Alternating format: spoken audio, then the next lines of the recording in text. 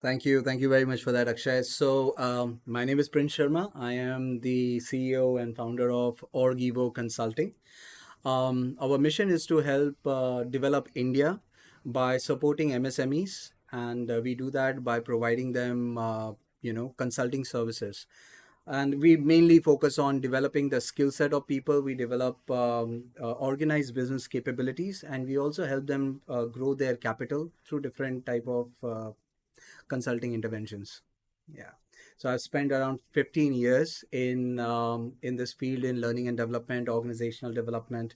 I'm certified by ATD uh, as a certified professional in talent development, and I've also done my organizational development certifications, and I have like hundreds of certifications apart from that. So you can definitely check my LinkedIn profile. But I'm really passionate about how India can be transformed into a developed nation if we just focus on the MSME. And I think that's what I want to talk about in. Okay, interesting. MSME you mentioned. What brings your attention to MSME specifically? Because there are many. I'm pretty sure there are many companies out there who will pay you a hefty amount to for your expertise and whatever you have to offer. So why this specific area? Look, so first and foremost, I'll tell you what is the situation with India and the Indian MSME. Globally, if you see, 70% of GDP is created by the SME sector, small and medium enterprise. 70% of GDP. In India, MSME, which includes micro business as well, only contributes to around 30% of to the country's economy. So you can see that there is a huge difference between the what MSMEs or SMEs are doing outside of India or globally, and we are not meeting that global standard. And if you think about it, the just think about like if what is the per capita income of Indians? It's around $2,150 approximately. That is around 1.5 lakh. Now, if you remove the top 2% of Indian population, like just remove 3 crore people from the equation, the per capita income of India is 50,000 rupees per year. That is really really Okay. bad. And I'm thinking like, where, how did this happen to us, where, why we are not making, why our MSMEs, why our business are not making as much money as people abroad or other countries. And I'm not just talking about the developed nation, even in developing nation. I have a huge hope of Indians because I believe that we are very smart. Thousands of years ago, before all the colonization, before the invasions and stuff, we were, more than 30-40% of the GDP of the world. And now we are struggling. Even though overall the GDP, we might be the third or even though we might be, approaching to be the fourth or the third largest economy, but the per capita income is something that really matters. And that number is actually pretty misleading, because if you look at the GDP of the country, a huge amount of that GDP comes from government expenditures as well. And that is usually from debt. So the Indian economy is working, but most of it is contributed by, the private public sector, businesses taking, or, government expenditure. I don't think so. That's a ideal, justification, or like it cannot tell you what exactly is the standard of living of people in India. Thousands of years ago, we were actually doing trades better. We were very skilled. We have enough time to come up with philosophy and think about life and world, right? So it can only be done when the economy is very much stable, right? So because we were into art, we did all these things, in terms of philosophy, in terms of spirituality. That tells you that it's a civilization that has a lot of time on its hand. Now, of course, there are skirmishes, fights here and there, of course, but the average Indian was pretty much educated, and they learned things, not only in the gurukuls but also in their families, because most of them were into whatever family business. Thousands of years ago, if you say that I am a businessman, people would say, okay, cool, fine, I'm a warrior, or I'm a king. They will think that way, or I'm a pandit, or Brahmin, or whatever.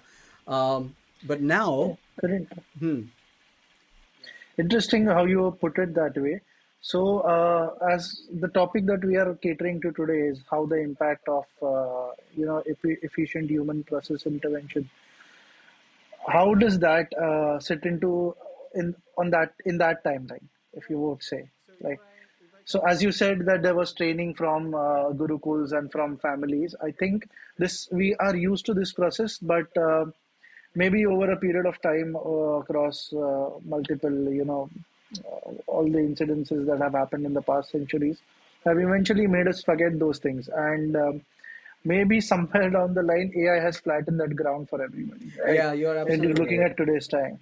So I would like to bring you to that area and compare. It would be a very nice analogy to have, like how things in the past that we were used to are again surfacing with the help of AI coming into picture today. So It first would and be, foremost, don't get me wrong. Everything that happened in the past is it doesn't mean that that time was better than this time. It's not that.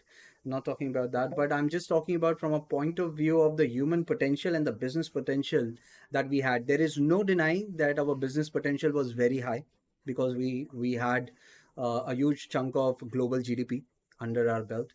So that goes to show, and again with the education system, it was one of the most robust systems. A lot of people were educated, if not everyone. uh, Different times there were people will always have some sort of disparity between the rich and the poor and work, and we those times also had its problems. Don't get me wrong with that. But when it comes to business part, when it comes to learning, a lot of it was really really good. They were Look, we were able to establish that kind of business, that kind of GDP globally, is because we were always learning, we were always evolving, we were always working on our craft, we were learning the practical skills. We were um, you know using the latest technology that we can get our hands on from all around the world, because travelers and everyone. So we did that. But what happened in the period of several centuries, and even after we got the independence, we kind of somewhere lost that tradition. The education system completely was destroyed, and then people tried to revive it, and we are still in the process. But um, unfortunately, I have to say that it is still not adequate. It is not bad, but it is not adequate. And if it's not adequate enough to provide skilled workforce that we need, right? Um, Technology was always in our forefront, but now we have lost in touch with technology, because after the independence, we were in tethers, right? And we have to find solutions as fast as possible, and that's the concept of jugaad and everything came into being. It's actually band-aid to a bullet wound approach, but there's so much of chaos. They have to figure that out as soon as possible with whatever we had, right? And we didn't have time to learn and develop competencies and think about technology. Unfortunately, we were recuperating with so many things after the independence. So we figured out whatever we can. Only a small handful, number of people could actually get that kind of education or get that kind of understanding or knowledge. IITs was actually one of the top institutes in the world at that time. Not anymore, unfortunately, but they are just handful of people. Most people were just trying to survive with whatever they could do, and and in the process of establishing themselves, make money, survive. uh, Indians as a society mostly started thinking about acting in a form of not using a lot of technology, but just figuring out quick fixes. And now that has become the mentality of most of the businessmen, who are actually making a lot of money as well, but they're still acting as if they are running dhandas. And that's why a lot of these, when globalization came to India in 1991, 1992, right, when international companies, they came here, they came from a more peaceful time, more organized. Their businesses were more structured. They were more technologically advanced than us. And then the gap between us and them, or the big organizations who can actually afford the technology, who could afford better consulting firm, who had access to good management knowledge and the latest technology, including computers at the time. um, they were able to have competitive advantage, and small businesses were still suffering. And the education system was not really able to upskill people in India. Just think about it. You don't find a lot of manufacturing companies in India, but in Europe, which has seen a little better time, for example, even though they had World War One, World War Two, But with the influx of money and the education system, the EU education system, right? A lot of high quality engineers are coming from there, right? Um, for and these people have access, and they are bigger in manufacturing and stuff. We were agricultural and we directly jumped to service. Why did we jump to service? Why most of our produce is agricultural, and then maybe as far as what I know, last time was 14% of our GDP is manufacturing, and it might be less as well.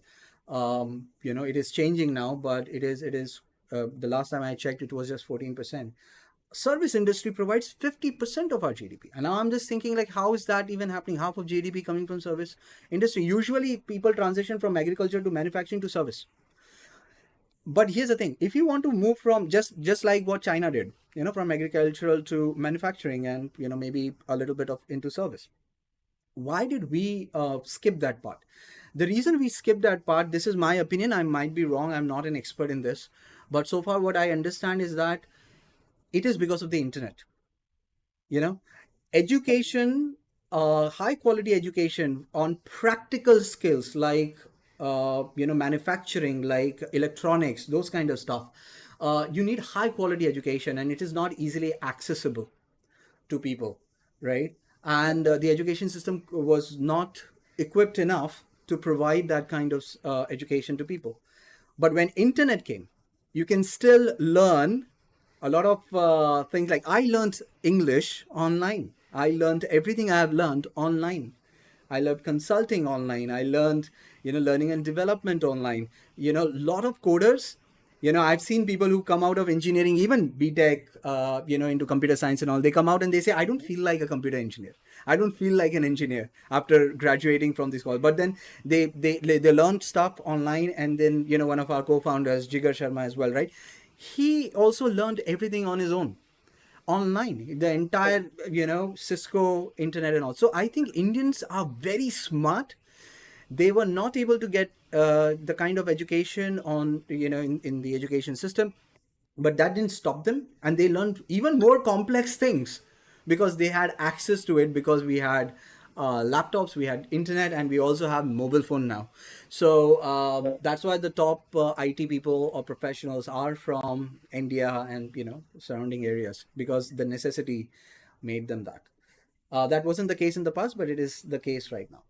Uh, but and somewhere there was we were talking about why AI is very important right now for the India's economy, how it can change everything. Look, the thing is, if you want to, um, you see, there are eras, there are times. Some countries have their time. It's all cyclical. Sometimes we are on the top and then we go down, and then someone else comes on the top and they go down. It's gonna happen. And I believe that India was up, went down, and its time has come again. And every time these shifts or changes happen, it happens when there are disruptions in the society or in the world. It could be a natural phenomenon, or it could be technological changes. So industrial revolution changed and gave birth to big corporations. The computer technology came, and they gave chance to a lot of big consulting firms. Look at which are the big top 4 or 5 companies you can think of. All tech companies, right? Before it was oil companies and industrial companies. Now Aramco is there, but not just. But there are so many other tech companies which are on the top 5 list or top 10 list. My point here is that there was a disruption of technology and tech company became big. Now there is a disruption again. And when the disruption of tech came, like the website and the internet and even the mobile phone, a lot of other companies actually got advantage over Indian companies. I'm talking about the small and medium sized company, right? They got advantage, and small, and the gap between the most organized big large corporations and the small and medium sized corporations became larger. As a matter of fact, right now, almost globally, India, the number would be even higher. Globally, 67% of SMEs, their top biggest problem is survival and scalability. And these problems can be solved with proper systems and technology. It can be, and upskilled labor force. In India, that number is even higher. So that is there. Now there is a disruption happening all around the world because of a new technology, right? If we can take advantage, if, and I'm not talking about big corporations in India take advantage of it, that is good enough. But if the small and medium enterprise, even micro, but if small and medium enterprises start taking advantage of AI, because now it's a level field, right? They are also learning how to use technology, and big corporations are also trying to use this new technology. It has built disruption. This is the best time for us to, again, get some, power. And a lot of Indian AI companies are coming up as well. And we are also interested in, building AI solutions for our companies. So I think this is a great time. If we can take advantage of this, we can strengthen our education system. I will talk about education system later on. But yeah, I think it's a good opportunity. Yeah, nice. I like that. I mean, there are areas where, as you said, there are areas in which AI is going to help the overall ecosystem and the overall what do you say, the way India functions. I would put it that way. So, which areas would you like to point out on the very beginning, or the most important area where AI's intervention can change the whole perspective or things um with respect to MSMEs and those areas? Because that is something that is the backbone of Indian economy, as we all know, and strengthening that eventually is going to have a much bigger impact to things. Yeah, So yeah, so I would like to add to that. You are right. MSME has a very large impact. We have a huge problem with education. We have huge problem in India related to unemployment, right? The top 24 companies, or recruiters in India, job providers in India, including some government sectors, they provide around 8 million jobs. But MSME, well, in India, 99% of businesses are MSMEs, and the micro businesses are itself 90% of them, approximately. And they provide around 111 million uh, jobs or employments in India, which is actually very mm, low as compared to the size of. And the reason they cannot add more people, because they are not organized. Look, I'll tell you what is the problem with Indian MSMEs and how AI can help you with that. Okay, so we are not the Western countries. A lot of videos that you come across, like people thinking about starting a startup and we'll do this or that, they are all catering to that 10% of India 2 crowd, you know like those 10% of people who are actually buy stuff online. They are the people who want things which are similar to, and these are the people you might find mostly in tier 1 cities. And most of the businesses are focusing on tier 1 cities, and maybe some with tier 2. Nobody's thinking about tier 3, nobody's thinking about villages, right? So that is not the real India. This business ecosystem that we have built, the entire ecosystem that we are not even seeing actually what is the 90% of them are micro businesses. I'm talking about, if you go to Dharavi, there are, I don't know, but there are thousands upon thousands of businesses there in Dharavi slums. Nobody talks about that. They don't think about that's a startup, right? But that is a startup. They are working on products, devices, and all those things. it's as bootstrap as it can get. Yeah, exactly. The challenge is they cannot reach to a higher scale. They cannot scale up. They cannot even survive because they are not first. Problem with MSMEs also, and I'm even talking about small to medium enterprises. By the way, by the definition of small enterprise, like in India, if you're making around 5 crore to 50 crores in India in revenue, you are a small company. If you make 50 to 250 crores in revenue, you are a medium sized company. And I'm only focusing on those. I'm not talking about companies in India that are making thousands upon thousands of crores, because they already have good access to knowledge. Most of the consulting firms, look, the problem with consulting firm is that they can only cater to small number of businesses, small number of clients. Even big corporates, big consulting firm, they cannot cater to these people, right? The micro businesses, right? They won't cater to that. And they have limited number of people that they can cater to. They will rather cater people who can give them fat checks, right? Who can give Yeah. money, and it's actually worthwhile for them, and they are not in wrong, really.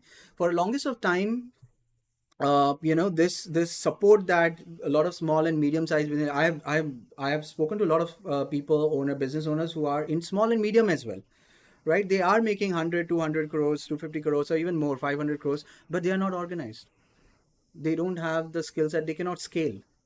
They have the same problem of survivability and scalability, and we'll talk about that in a bit. But the point, what I'm trying to drive here is,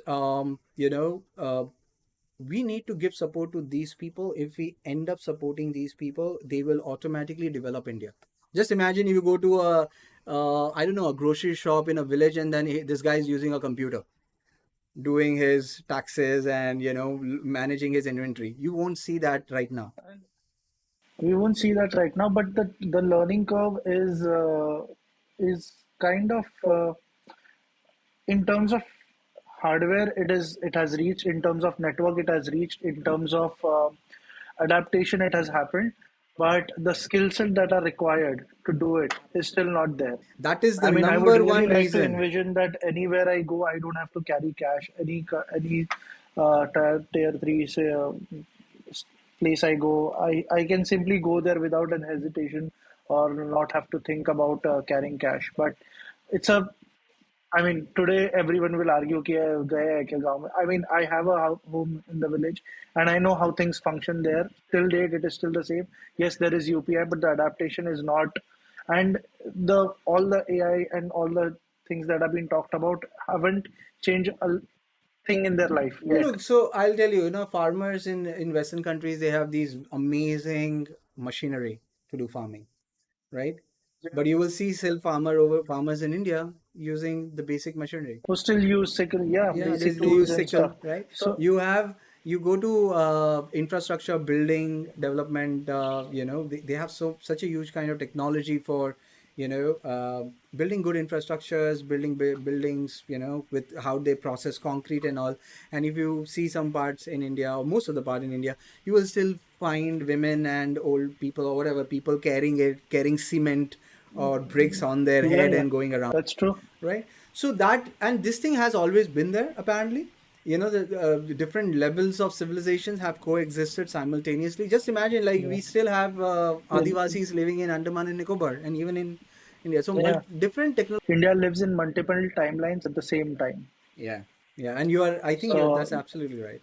I get where you're coming from when you say that this is the area that we would like to target, and it's a very interesting pathway to move ahead because looking at where India is heading, definitely this has to be considered because it can't be ignored. And no matter how you keep catering to the India too that you mentioned, the area, the new India that everyone is targeting, the new area everyone wants to adapt. These are people who spend in these are the people who you see are mentioned always in the spreadsheets and everywhere, and then that analogy is being applied to the entire India, which does not happen. That Yeah, is and where people the end whole up difference overestimating the market. A lot of overestimating, and we have seen the effects of what happens when startups these have things issues. happen. So yeah, and we don't need to mention, people know what is happening around in the industry. There are three things that I was mentioning, the three big problems that small and medium sized businesses in India are facing right now, which AI can help in. First, as you rightly mentioned, education, skill set, competencies, right? We don't have the right skill set. It's not that jobs are not there. There are thousands upon thousands of jobs are there, but there are no skilled employees to fill those jobs, and there is huge amount of unemployment. So skill set is actually a biggest problem. Competencies, basically, let's just call it. Competency is a skill, knowledge, and attitude as well to doing things. The second problem that is actually much more deeper and insidious, and it is so invisible, you won't find people talking about it at all. Like, big businesses also are totally oblivious of it, and businesses who are small and medium sized, especially, is capabilities. Organized business success is organized effort.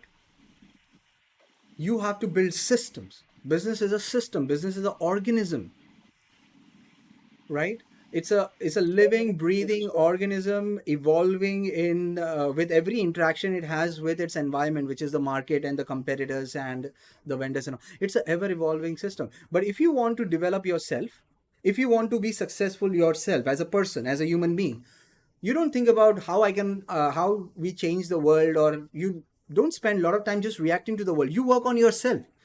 You make yourself smarter, you develop the skill set, you become healthier so that you have more energy and more health to actually do things. You try to gain experience, you innovate, you become more creative, right? You try to organize your life, you try to organize how you spend your time. You start organizing the any information you have about yourself, about your story, about you develop your skill set, all those kind of stuff. You work on yourself so that no matter what happens outside, you can always tackle it, right? Yeah. That's what businesses have to do. And that means working on their internal capabilities. If they win internally, if they organize their systems, if they make harmonious systems, right, proper harmonious system, they can survive. Everything that you see in the world right now is a system, right? And every system is inside a larger system. Everything is a system. A rock is a system, a business is a system, concepts, psychological concepts are systems, people are systems, business is a system. And every system has to be harmonious. There has to be right balance of different things in the system. If the system is chaotic, either it will destroy itself, it will be, the cancer. Like, what is cancer, right? Cancer is when you have a faulty DNA, and then it can kill you, right? So having that right DNA. What is DNA? Basically, set of instructions that my nose will be this, I'll be yay high, I will not have hair, the color of my skin, all those things, Things like right? that. The way I speak, my voice, right? For example, the color of my, these are instructions that are governing my body, and they also change based on how epigenetics, they change based on my environment, of course. But if my DNA is faulty, I will have abnormalities, right? I will have diseases, right? And I will not survive. And basically, these are just instructions. Capabilities are like that for a business. These are set of instructions. Think about it as processes and SOPs and everything that governs the entire business, that creates balance and harmony in every part of the business. That capability, creating that capability, having that system thinking mindset about business is lacking, right? And if you don't have SOPs and process, and you cannot have a proper, let's say, application architecture. You don't know what kind of people you need to hire. You don't know what kind of software you need. You don't know where are your levers, what are your core competencies as a business. You won't know any of it. You don't know what you can tweak so that you can. So we need a blueprint of a business. So that capability thinking, that system thinking, that capability development or organizing business capability, that is the second part. So first one was competency, the second was capabilities. And people don't think about that. People just think about strategy. Strategy is not same as building capabilities, right? Based on the strategy, you have to first build capabilities, and then the functions and the actions and activities. Everything that you do is a capability. Every action that you take in a business, that's a capability. Every behavior of a business is a capability. And you have to write it down, you have to document it, you have to systematize it, and then you can improve it, right? So that is the second thing Interesting. that AI can help, and we'll talk about that later. And the third problem in India that we have, which is changing a little bit, you and I, we both worked in Spocto, right? It's a fintech company, and one of the biggest challenges in India is finance management, right? Cash flow crunches is all around the world, really. Cash flow crunch, or not getting access to the capital or funding, or being self-sufficient enough to actually generate revenue through the business, from the business. That is the third part, the capital piece. The capital piece is actually being improved right now. Indian debt system, or the debt infrastructure, is very small as compared to what you see internationally. Debt is actually very important. It could be a good thing, but Indians, and especially Indian banks, are very conservative when it comes to giving funding to companies, especially for companies. I mean, they are ready to give you all the loan you need to buy liabilities, your houses, your cars, your, you Yeah. know, your True. household. Very true. But they don't. They Exactly. are not ready to invest in your business that can generate more wealth for the country, because they are very risk aversive. And rightly so. 90% of Indian businesses, they fail in the first 5 years, which is worse than a lot of other countries. We need to change, and there are a lot of other That tons is of because other. of it. It also stems from this disorganized manner of trying to do business. It's like, Exactly. which software should I take? I'll ask somebody who I know, and then that's the decision I take for my I mean, software. the first That is thing would not be how like, you why go do I about it. even need software? I can just talk to people. Look, in India, email marketing, for example, it doesn't work that well, right? People, Yeah, it like does in not. the US, you have really high open rate of emails, right? In India, it's not the case, right? They won't You open your have to emails. approach people via different channel. Very popularly used is WhatsApp, because you would see every other person on WhatsApp, Yeah, absolutely. India and has it's the easier to largest approach them. WhatsApp users in the world. So that's our primary. So yeah, so it's a little less organized. It is still better than Yeah, just going and yeah, meeting people. I still meet people who would say, "Look, I don't want to have face to face. Like you come and you sit with me, talk to me." And these are people who are crorepati's, but they don't want to yeah. have these. Wealthy people. Yeah. Yeah, So that's yeah. So true. these are the There's a three very areas where AI can help. It's very interestingly how you put a business as a and the human body analogy. So I would like you to elaborate some points when you say uh, business as a human body, or on the DNA part. Like I really like the way you put Okay. it. So first and foremost, like look again, it's just an analogy, right? You can also use the analogy as a symphony and an orchestra, and there is a composer. Same thing. The idea is Yeah. that anything that survives is a Mm. system, and it has to be a flexible, agile system. Only then the system will survive, because every system is competing in another system with other systems, right? It's Mm. like law of evolution, like the Darwin's theory, right? A theory of evolution So, or so survival of the in that, fittest. with that being in the what do you say, in the forefront, um, how has India managed to survive yet, and how does it look in the coming future? Because it has managed to do it somehow Yeah, so far, and with the change of things surrounding us, uh, I think and you're. India also has an adaptive nature. It does not because it's a civilization that is quite old. Look, I think So first and foremost, that's a very good question that you right. Like, how are they still surviving? How are they even making crores then, right? Because because you they shouldn't mentioned be. chaos, and for me, I always look at India from a very unique perspective. It's like you see the traffic and you will know how India functions. There's a system designed to keep things in order, but people have figured out their own way of uh, the honking language or whatever you call it.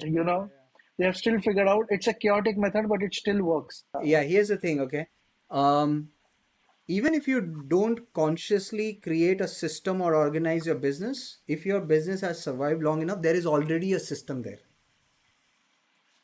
There is a system, but this system is usually people-driven system. What I'm trying to say is Okay, that is the okay, people who are figuring things out, they are trying to survive.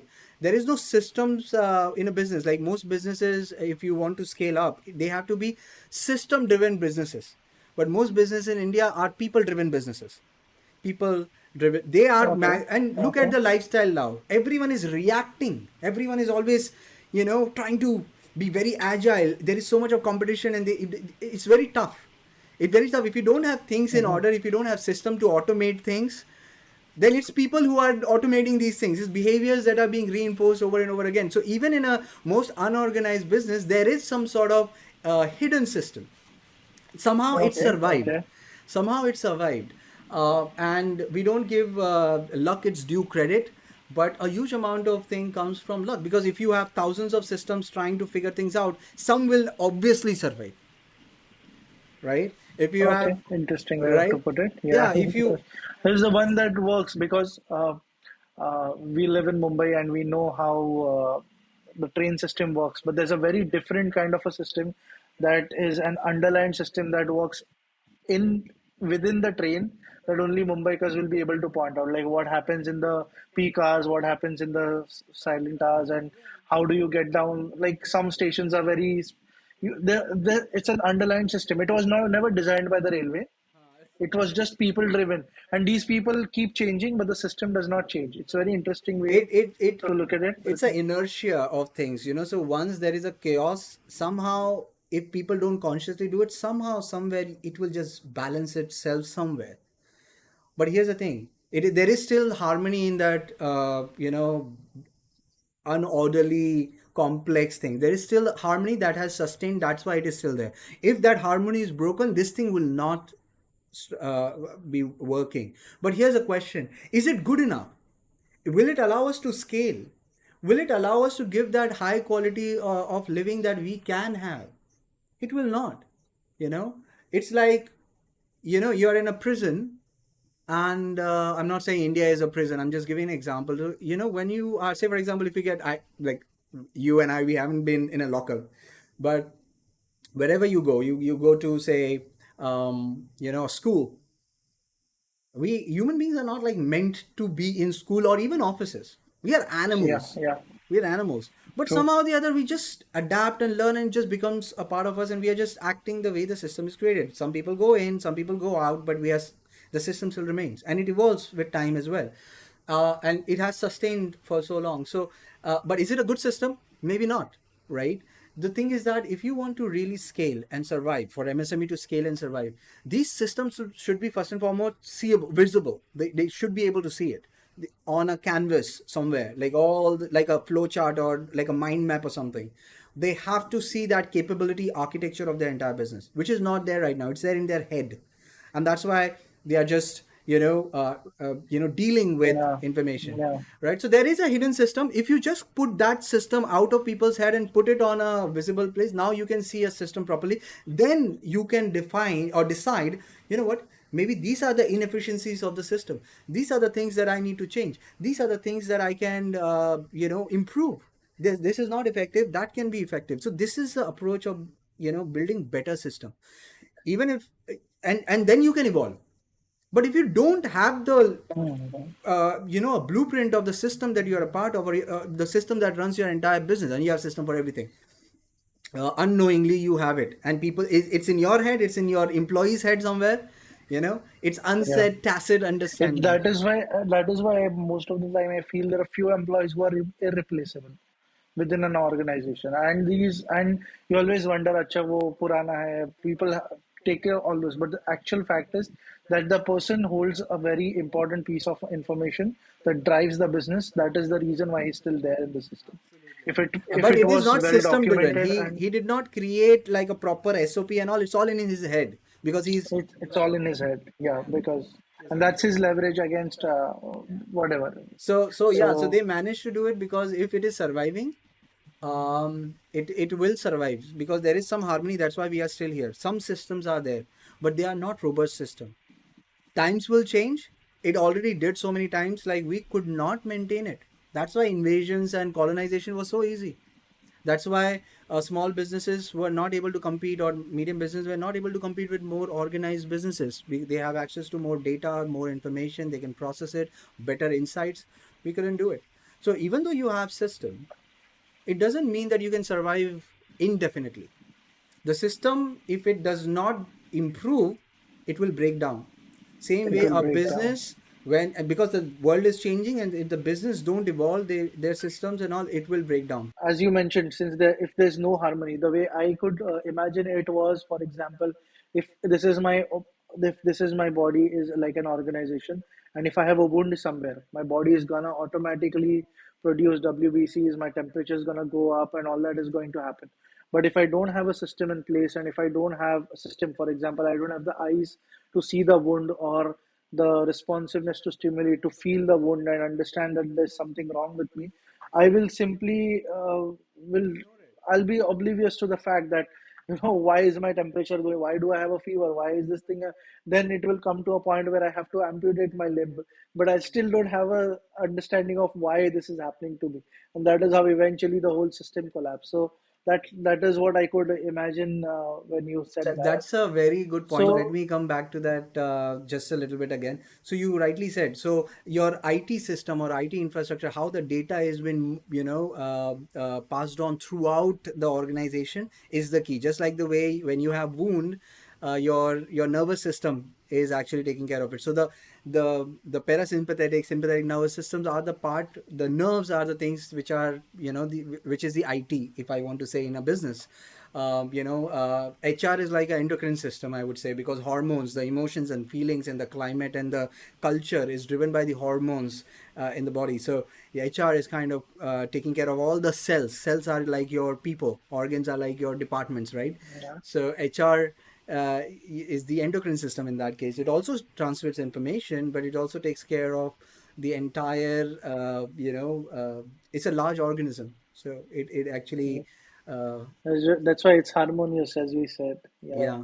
And if you don't So have those systems in place to get the feedback, the business will struggle.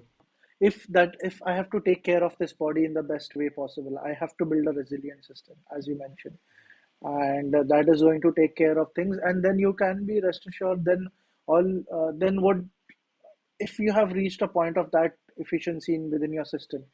Where does that take you? Like, what is the point at where you have become? Uh, Maybe it's just time to what do you say? I won't say wrap it up or something like that, or you find out a new explore a new more greener pastures, I would say.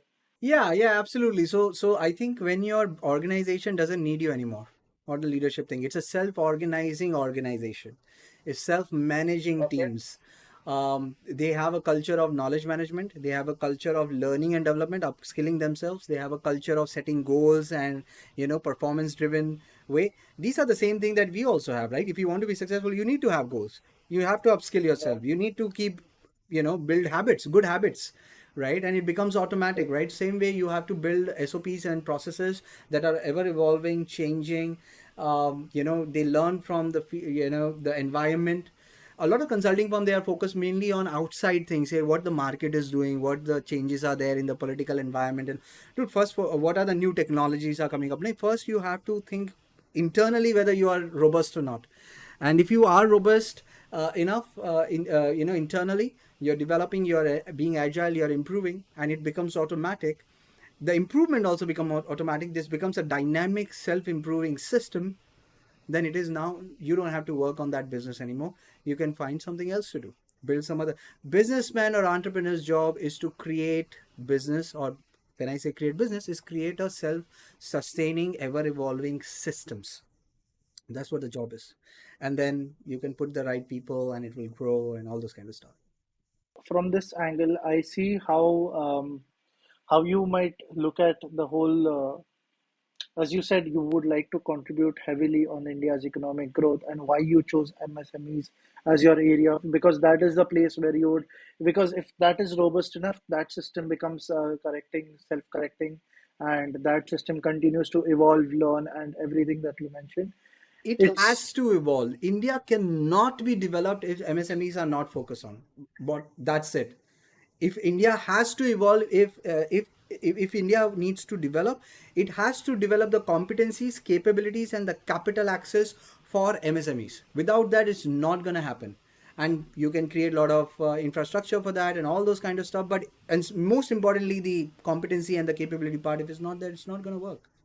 I would like to talk about would be what are the challenges that you foresee while this whole thing, while your journey from point A to point B is in progress, in the course of the next 2 to 3 years, because that is something that we can narrow it down to.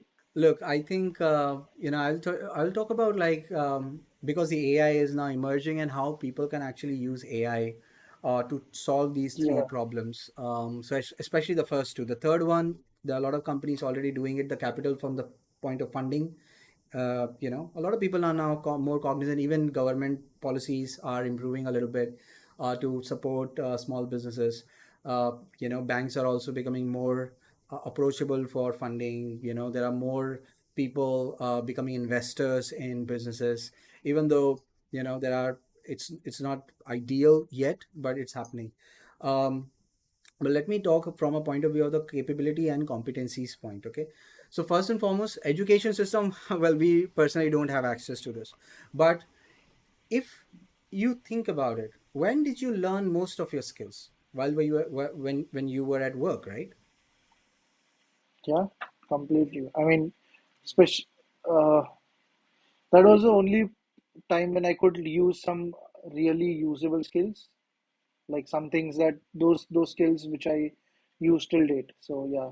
Yeah. So ideally, a job environment is also a learning environment in some companies, right? But not in all companies, especially not in MSMEs. You will not find a lot of people. Like if you look at people above say 0 to 50, or say 10 employees to 500 employees, you will not see a lot of learning and development interventions happening there.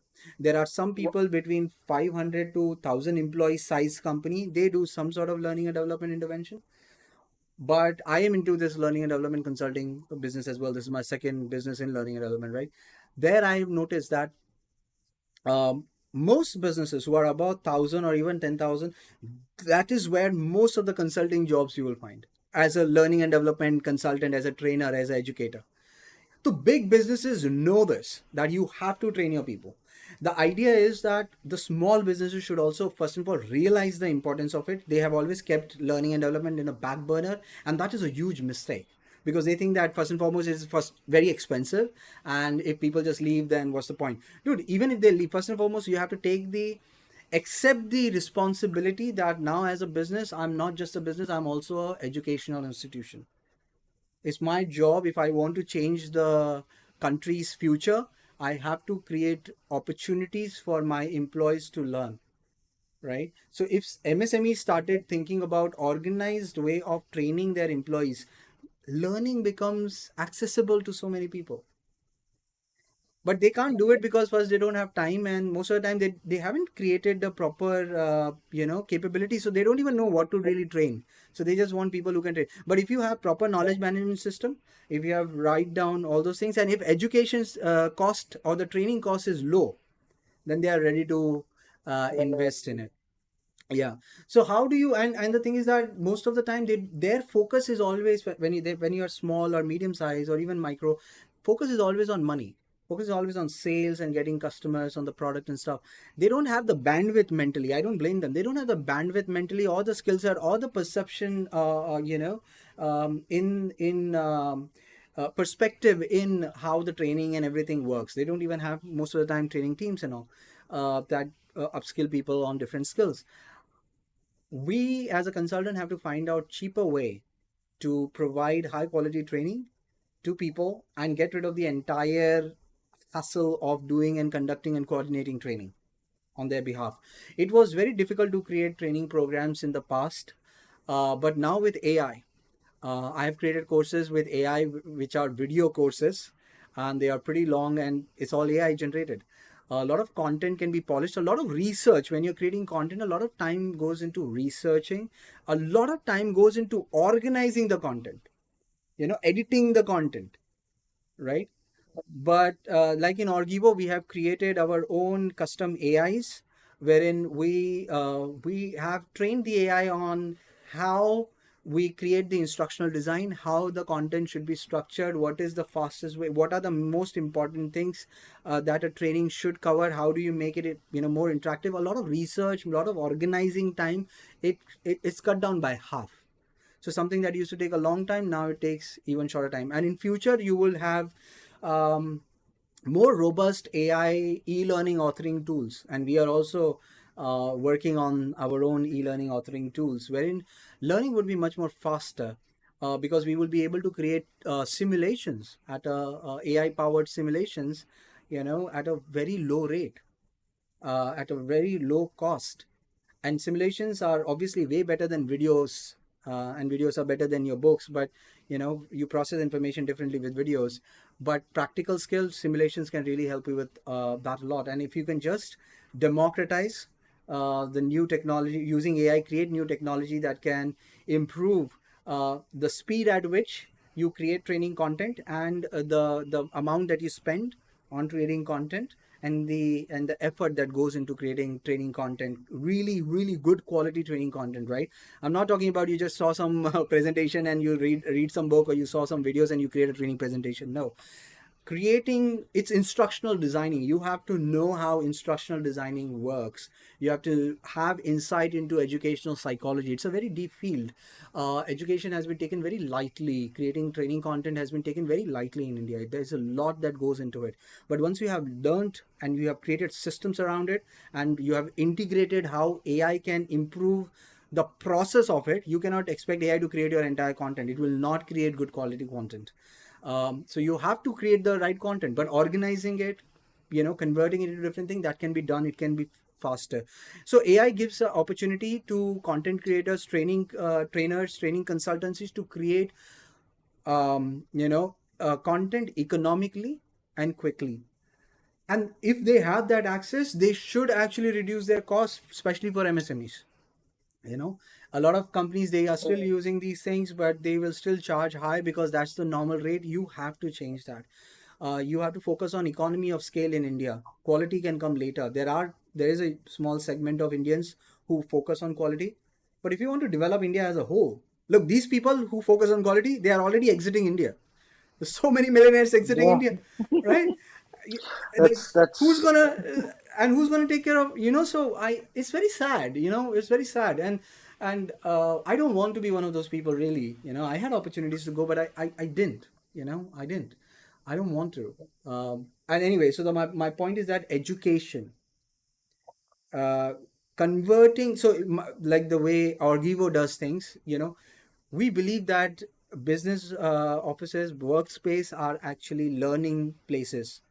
And we tell, and we urge the businesses that train your employees, even if they leave your company, you know um, they are still gonna be valuable for the Indian economy. So try think from that perspective. That is one. The second thing is that AI can also help in capability development.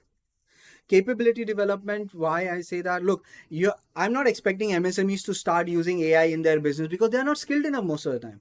They don't even realize. Most of them are not even aware about these things. They have heard about it, but it's just a buzzword for them. They think it's not going to change their lives or whatever. Yeah, maybe it might not change lives of a lot of businesses in India, because India is not as technologically sensitive as other countries, maybe. Because the competition is not really, most of them are not really technologically advanced. So the people who are, think about builders, think about real estate, companies. They don't have to worry too much about AI and all. But there are foreign companies like CBRE, for example. It's an international firm running buildings in India.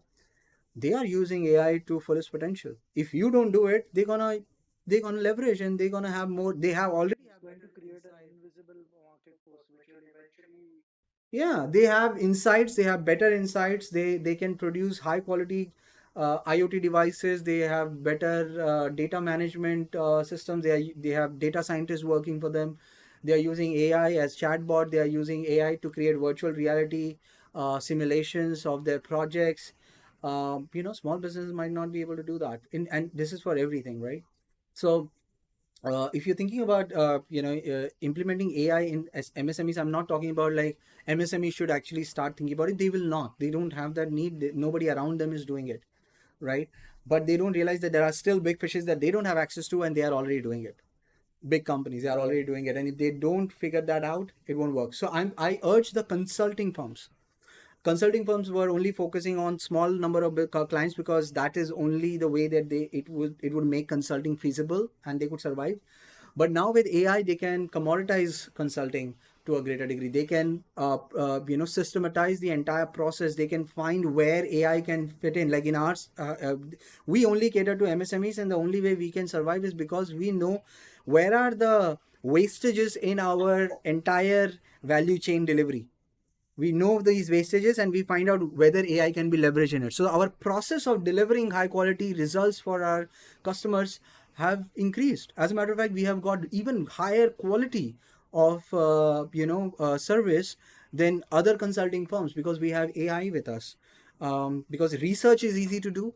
There is no time wasted in drafting this thing. If once you have created the format, that thing can be, that thing can be just created by AI. If you know the right insights, you can plug and put it in the AI, and it can actually come up with. So a lot of these menial tasks, a lot of these repetitive tasks can be actually shortened. So that's why we can provide almost 5 to 10 times less less cost for these customers, because we can actually serve more customers. We because our process is more streamlined with AI. So I would urge consulting firms to help MSMEs come up with cheaper, more, and you don't have to find the highest quality consulting solutions for them. No, don't think from that perspective. Highly customizable. No, a lot of these businesses, they work in the similar way. find those things which are similar, which are essential, because they don't have the essential things first and foremost. The most common thing is, for example, a job description. The most common thing is a competency So true. framework. The most common thing for them would be like a HRIMS system, things like ERP system, or things like value chain map, right? These are common everywhere. You just I would start beginning. I would begin from a basic motivational model. basic motivational They, model. yeah, I mean that is not in place. People don't do why they do it. It's just because it has been working for so long. So that is the reason we are continuing. It doesn't matter why you're doing it. There's no answer to that. And until date, it was never important It was never important. because your why is going to still make sure that you survive the storms and everything that comes along. If you don't have the why in place, it's just going to be some random business coming along and changing your course of direction Yeah, every business to without survive, you first and even being foremost. Yeah, for first and foremost, look, the thing is that first and foremost, there is like a hierarchy of needs here as well. They cannot move to motivation model unless and until they can create uh, a sustainable money making business. They have to survive first. They have to start making money, right? And then yeah. maybe they have time to think about what the motivation model would be, and then they might think about the business model and operating model and things like that. And then they can think about CSR and all those kind of stuff. So most people are stuck in that first part itself, survivable, and they spend the entire business is all about surviving and reacting to the environment, trying to make money, and they never reach there. And a lot of them, they actually burn out because I mean, if you don't have a motivation model, this is not a growing business. It's a stagnant business. You can never grow. And most businesses in India, they never reach a stage where they can now think and say, hey, you know what? Why am I doing this? I always like to start with why. I always think that, but Indian businesses, they don't, and they don't even need to. At least first take care of the survival problem. Just make a little bit of money, and then you can big the motivation model. But I again think that if you start with the motivation model itself, I think it would be way, way, way much more better. You're having your clear values, having your clear business ideas, having your proper service At philosophy, least mission, I would vision. believe that at least the service industry can have that in the Absolutely. beginning because material does not require. I can totally understand. Like if you are in manufacturing, it's okay.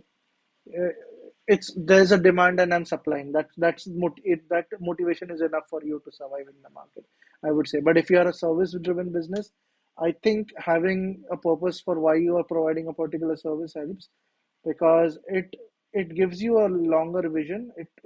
It puts you in that forceful environment where you have to think ki, what is going to happen after 10 years. Yeah, and And if you have that clear, yeah, and like when you have that motivation model, when you have your mission vision in place, what happens is like every business that you take, why you're taking that. You can now make choices and decisions clearly. When values and mission vision are clear, decisions are easy to make. You will identify, this is the client that I don't want to work with. This is the client I want to work with. For example, this is one area I think this is one problem which I think every small business suffers is which client to say no to. they start And taking the answer is quite everyone. simple. The answer in reality, the answer is quite simple.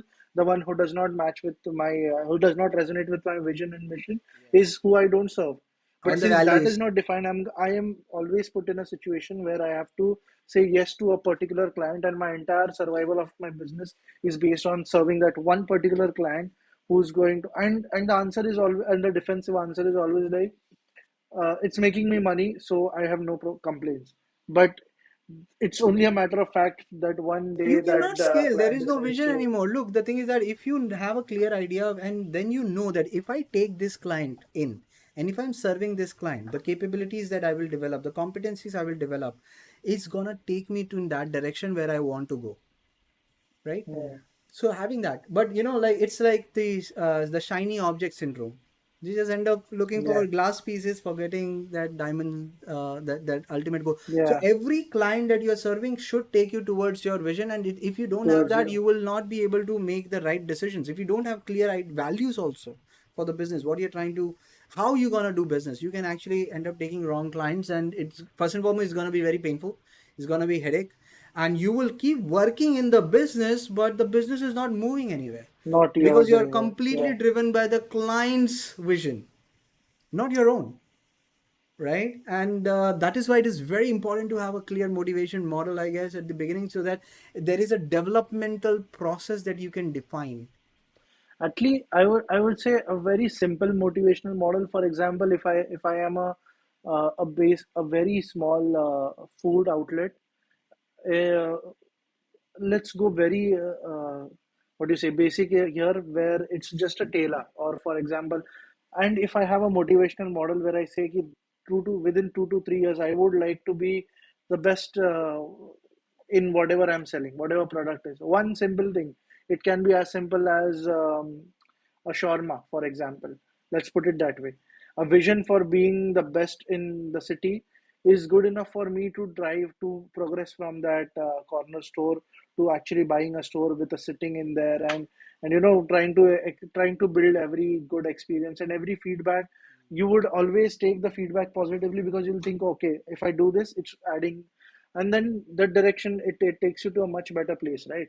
So having those things in place does help in the Absolutely. I mean, beginning. like when you're setting a vision over there, you are actually creating a pedestal for yourself where you can stand and look at your vision, where you can see your roadmap. You can see now, you know what, I have to work on this or I have to work on that. But if you don't have it, you won't. And here's the thing, if you don't have mission, vision, values, and all, it's very difficult to even hire or get talent or get good people working with you, because shallow intentions and all does not drive inspiration, does not drive Inspiration, nothing. Because this is one thing that I would say. For example, even you would agree to this, that in today's experience, when you shared in BNI, when you said that you this is what you do for companies, they would take it in a very different approach. Like, Acha, you write all this for us. No, it's not. I don't write it for you. I'm just noting it down. It has to come from you, because it is you who's doing the business, and that understanding is something that lacks in Indian mindset, because it looks like कि, अरे, this is something that only big companies do, and it does not make any sense. It's okay to just do it when you have that kind of money. अभी का रखी क्या है? अभी तो business धंधा करने का है.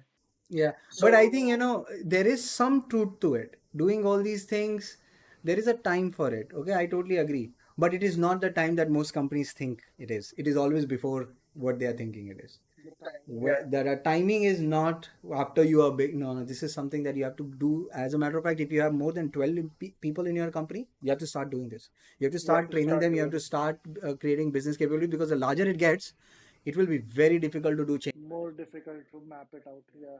Yeah, so yeah, and like, look, business is the easiest thing to do in this world, to be really frank. It's the oldest profession. It's the first one of the first things that people did. Business is the simple trade, right?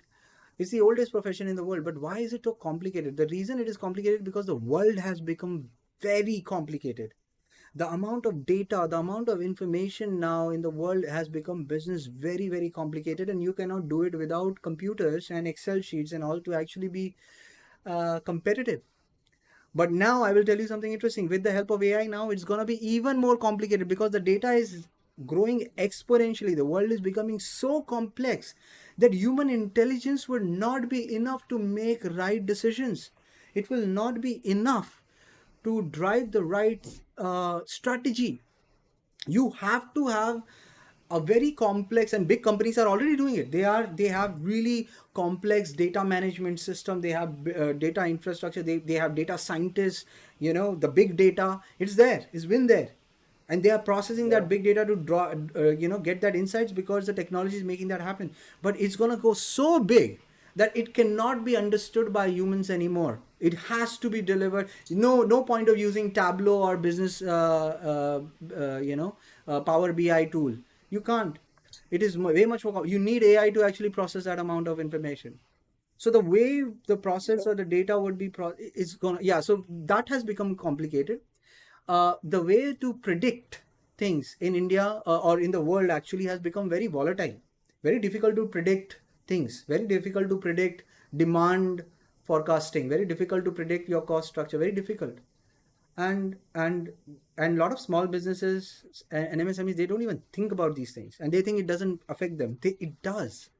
It will affect them so big that if we don't take it, well, luckily big businesses are also in the same loop, as I said, for the AI. So consulting firm, they have to use leverage AI to actually get high quality insights for the small businesses and deliver it faster and quicker and cheaper, give services to these people, MSMEs. That's what we are doing it. We have a clear idea. If we are building, if we are coming working with our clients, we always focus on MSME because the product in the future that we want to create, AI powered consulting tool, it will only come when we actually serve MSMEs and gain knowledge from there, right? In certain areas, we can do a lot of things, but we don't take projects that will not, and bring us there. Align with our vision and Yeah. mission. That is true. So yeah, so you're right. That is So true.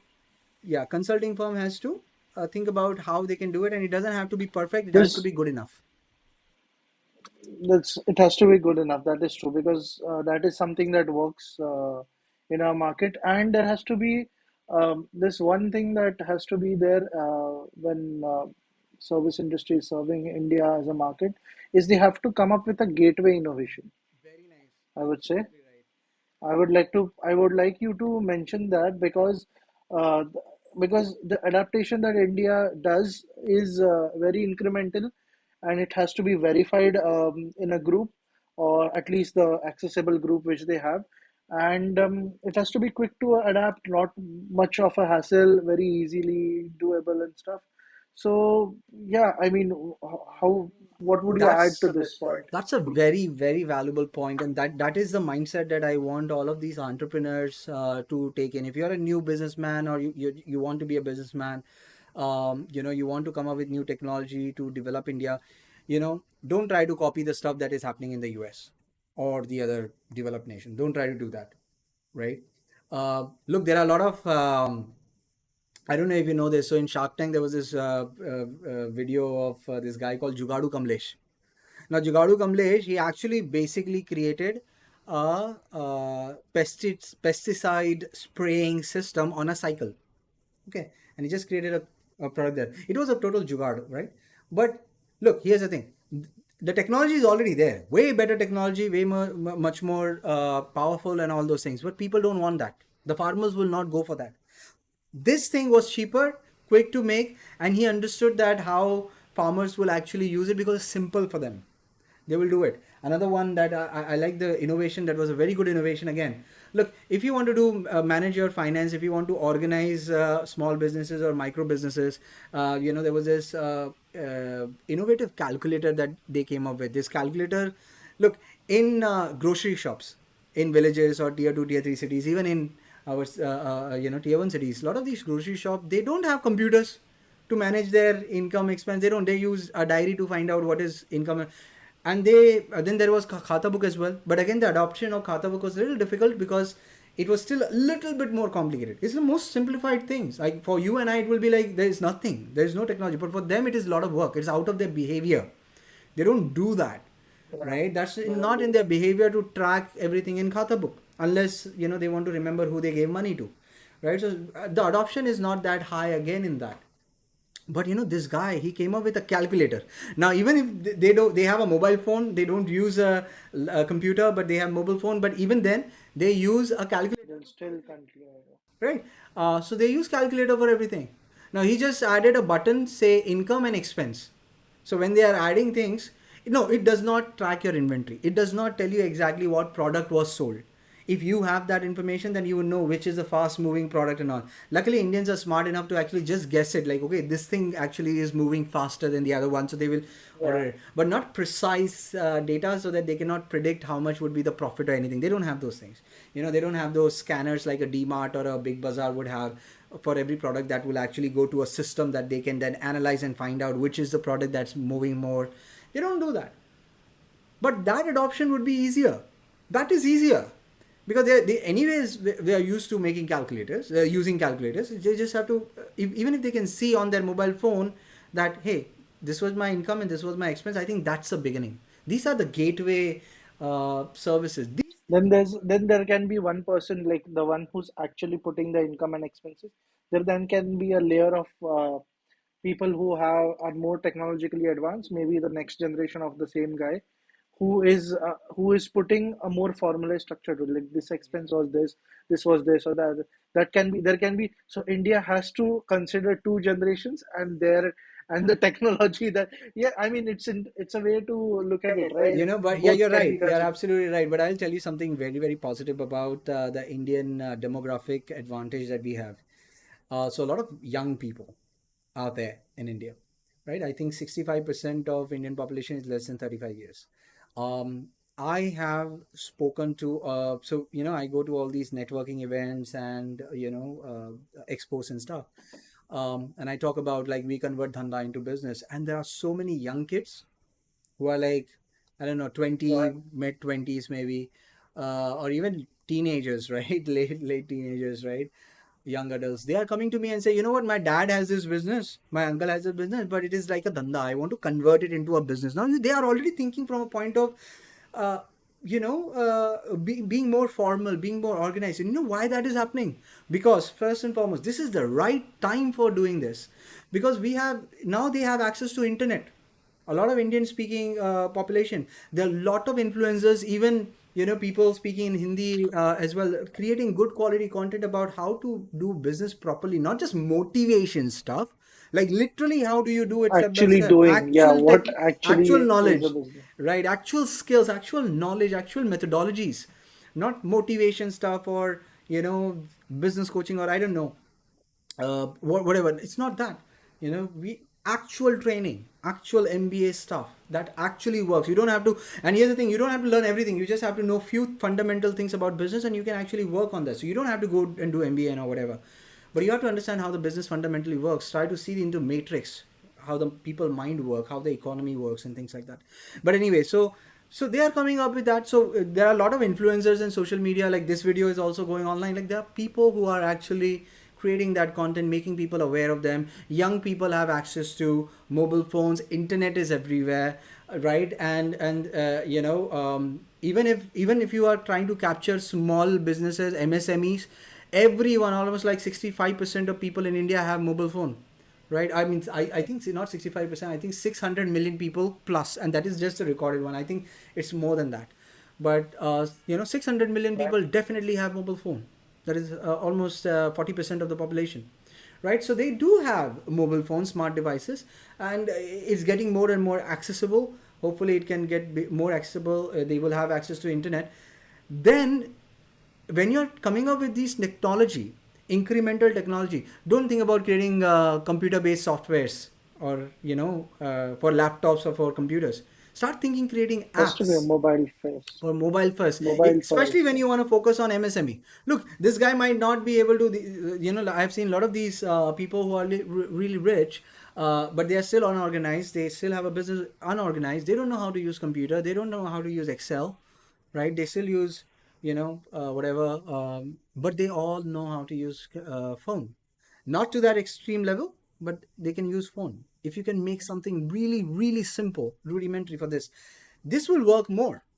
Instead of trying to capture that 10% of Indian segment and try to charge more, try to cover this 90% of segment, and try to charge less and work on, figure out a way to think about think about the Strengthening their economy of abilities scale. and doing, yeah, what Yeah, and this economy of scale was difficult to achieve before AI, but right now it is becoming more and more right now the accessible. level is, the ground is quite level. Yeah, if you want to be a big company, you have to be like ITC, you have to be like PNG and all those things. These are the people who make those Pantene shampoo and Chick shampoo, and they make simple Yeah, cheap stuff, well, and they are bigger than I don't know, Mama Earth, or if you have expensive, because you have to build it for normal consumer, right?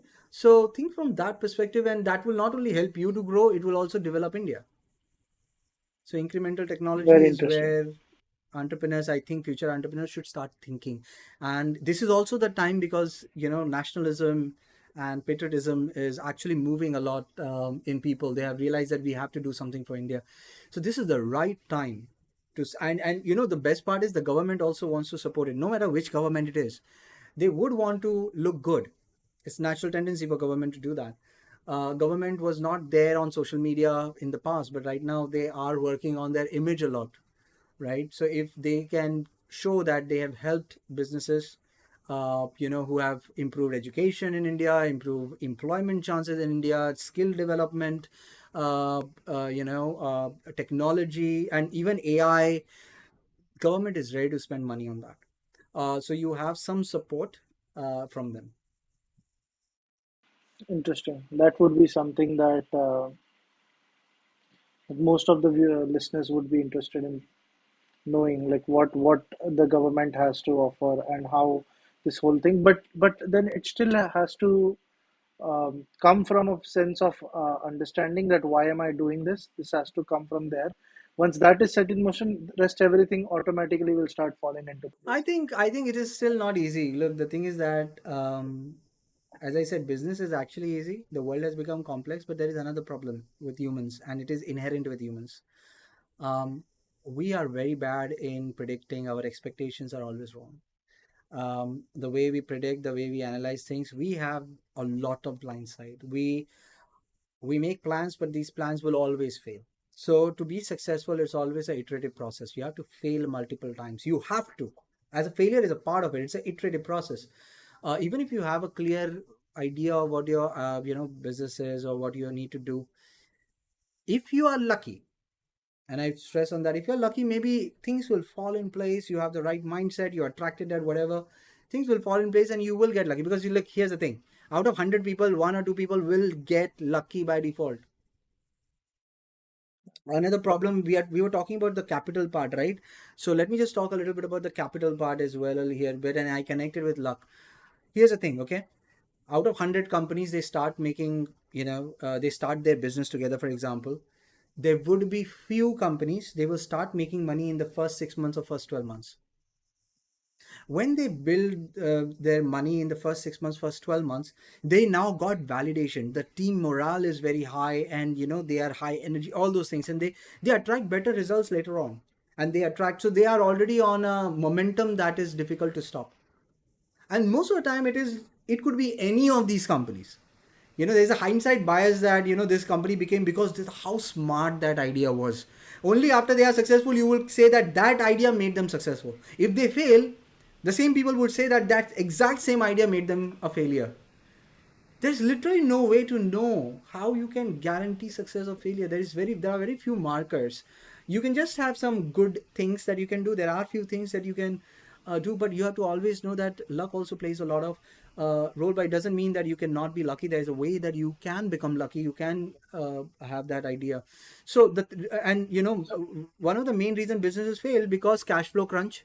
So in the first few years or the first few months, if you don't have enough capital, most businesses don't, they are bootstrapping, they will come across difficulties. And when they come across difficulties, other some companies can grow, but they are now in a stage where there is no income, and they keep working, they keep investing in that business, and then they themselves start getting into the negative zone, the team gets into the negative zone. And when you're at that level, your IQ, your ideas, everything start messing up. And then there comes a stage where you are in such a difficult situation that you either give up. Oh, it's very very bad experience, I know, been there several times. Or you keep at it and maybe something would work out for you, but mostly we don't know. If you're in a negative state of mind most of the time, and you just took long enough to, some people, they most businesses struggle because it just took long time for them to start making profit, right?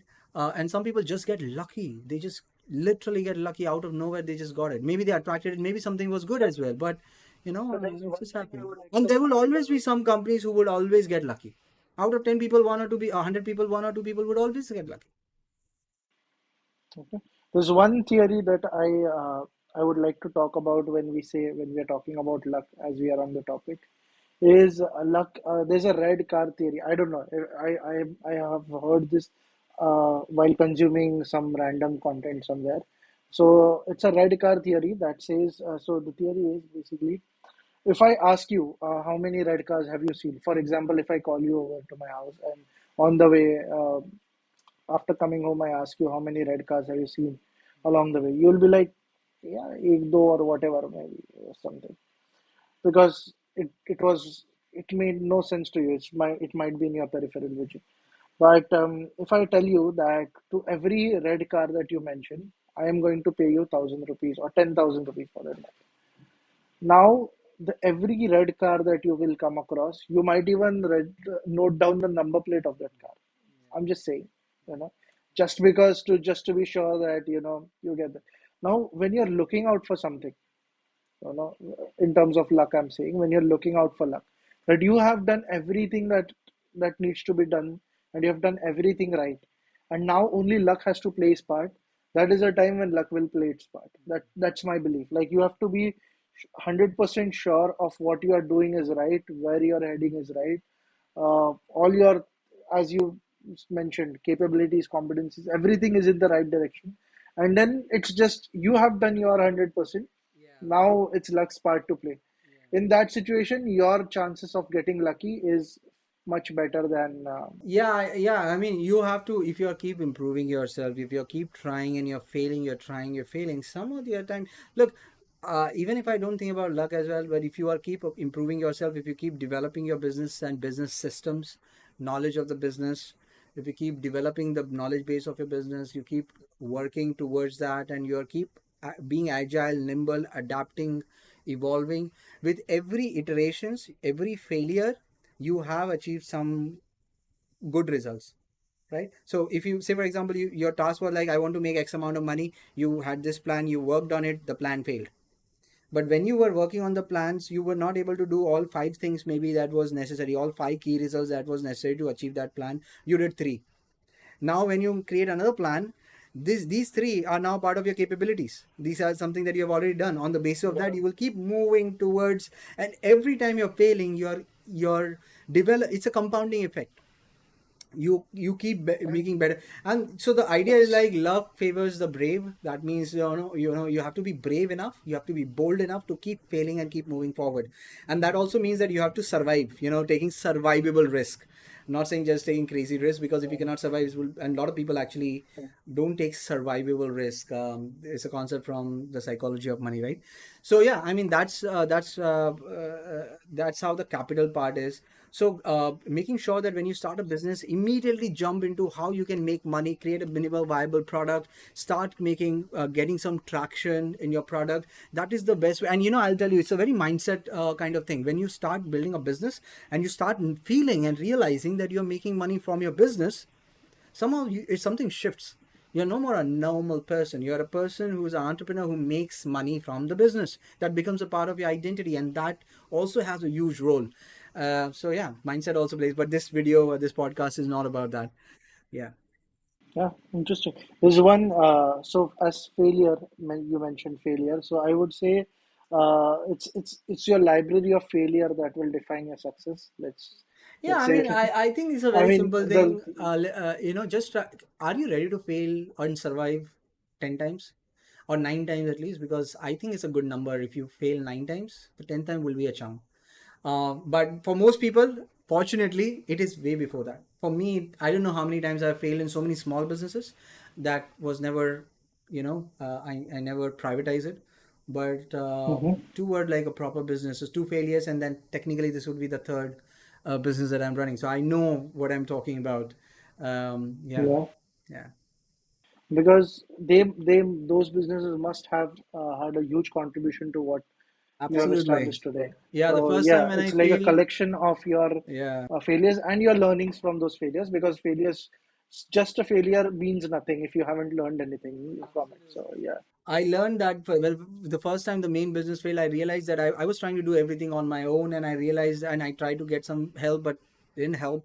And I just realized that, I need to do everything on my own. And it was a big failure, because in India, especially, business is all about relationship, right? It's not just branding, like, okay, in tier one cities maybe brand works, but look, go to tier two, tier three cities, brand doesn't really work. It's all the awareness, or like it's only the connections, people.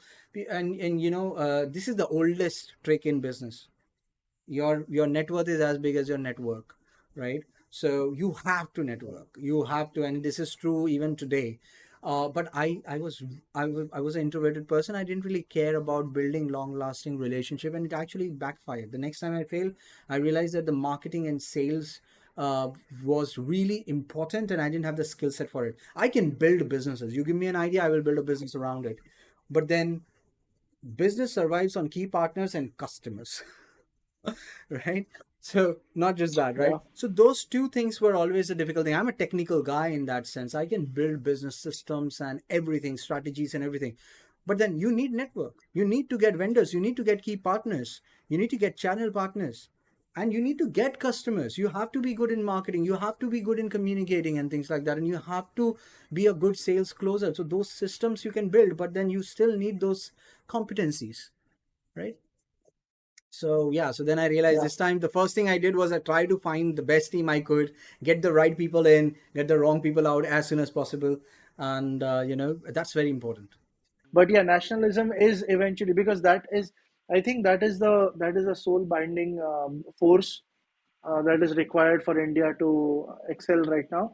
And formalizing the structure, making it well organized, getting systems into places is the right way to go, because even if we somehow manage to grow, it won't be sustainable and we will collapse on our own. Like the whole, or it's just a matter of time.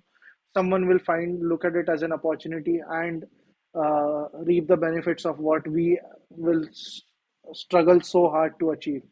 So yeah, People have it's just not, we just don't have to get better at our giving our services, because India is good at that for sure. Service industry contributes to.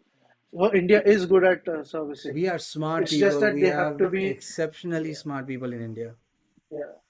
Yeah, so it's just a matter of time that we have to understand what are we genuinely capable of, and looking at, and it's actually elevation of the perspective of business, because it should not be simply a story that I heard and this, and then I got into business, then I ended up selling, and it can't it that will take you, that will help you for the first 6 months or 1 year. If you want that business to make a significant impact, it has to be organized, it has to be systemized. Has to So be organized to last, and it should be a dynamic, ever evolving system that can work without you, without the businessman.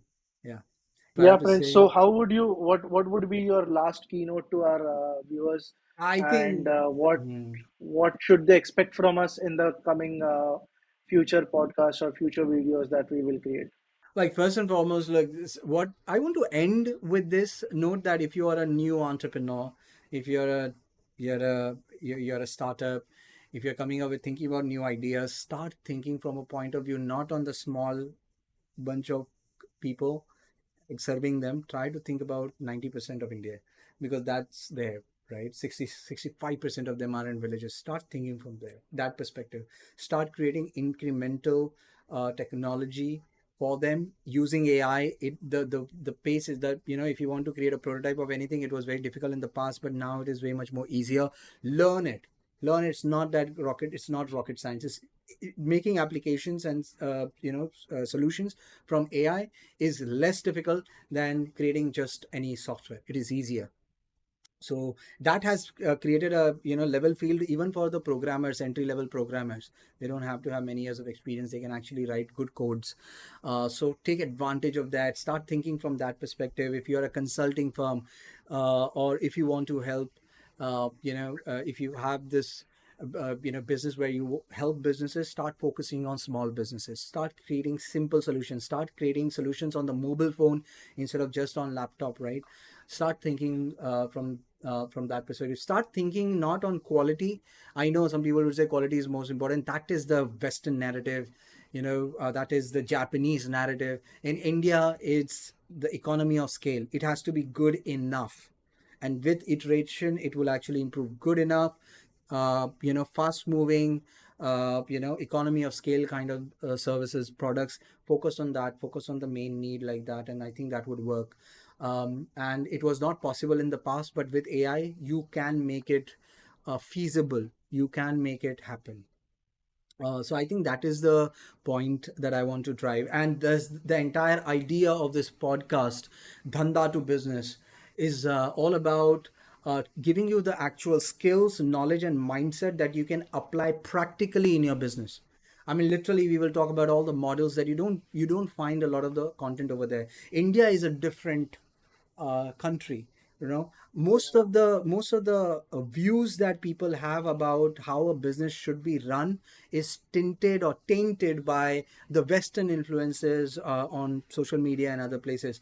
But if you really see India, I was there, you know, from slums. I have seen small workshops where people are doing business in Dharavi or in small Ghatkopar areas and all. I've seen that, and that is the real India. You have to that if you can help those people be more organized, it will work. And again, it's a long-term process. But I think we're in the age where the technology and the internet is there, the YouTube is there, language is easy, no barrier. A lot of Hindi content coming up. Even the content creators start focusing on the Indian. There are some really good content creators talking about the Indian economy, right? Talking about the Indian research and what is happening here. We don't have a lot of research or market research on Indian economy, Indian business. Or we don't have that. A lot of research is needed. Focus is needed. The ideas and business concepts that we learn from all these big consulting firms, they don't really completely work here. We have to create new models, the intermediate models of consulting, and leverage AI in everything we do for all of MSMEs. Help in that. Convert the MSME environment, work environment into education places. Give accessible education over there. We cannot change the education system right now, but we have the power to educate our businesses. We have the power to educate our employees. We have the power to train at a cheaper rate, and I think that will go a long way. So the whole idea of this channel is that we want to see every dhanda into a more organized business. Is not completely organized, just a little bit more organized.